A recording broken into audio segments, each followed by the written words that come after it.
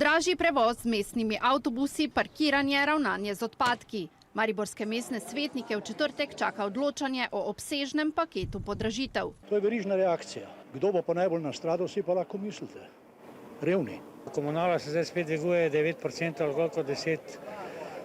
Kar vidim pri mami, ko je penziji, težko je, ne? Višji zneski na položnicah bi z junijem pričakali tudi starše vrtčevskih otrok. Predlog predvideva okoli 7% podražitev programov. Za prvo starostno obdobje bi se ekonomska cena zvišala za okoli 56 evrov, za drugo pa za okoli 43 evrov.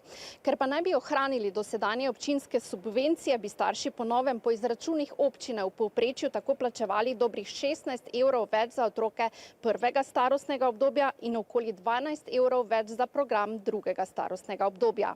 Obeta se tudi dvig cen pokopališko-pogrebnih storitev. Če bodo svetniki uskladitev cen potrdili, bi se osnovni pogreb z raztrosom pepela podražil za okoli 216 evrov, osnovni pogreb z žaro za okoli 270 evrov, pogreb s krsto pa za okoli 250 evrov. Mestna opozicija tako izrazitim podražitvam nasprotuje. Ravno v tistih točkah, kjer so ljudje najbolj prizadeti, ravno pogrebi in tak naprej, se mi zdi, da bi morali najprej izčrpati vse notranje možnosti, šele potem posegati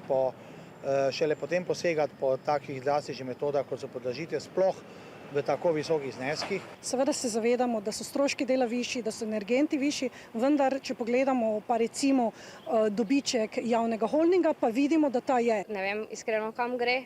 Ker ceste vidite, ne vem, da bi se lahko 20 let se ni tudi nič spremenilo, še vedno imamo luknje na cestah. Župan Arsenovič sicer priznava, da gre za neljube ukrepe. Župan lahko samo predlaga in upa na to, da bomo razumeli, da razvoja brez denarja ni, in tudi če v procentih včasih zveni 5, 6, 7, relativno dosti je, v evrih so te podražitve zelo, zelo nizke. Ter da so nujne zaradi višjih cen storitev, energije in zaradi zakonodajnih sprememb tudi delovne sile.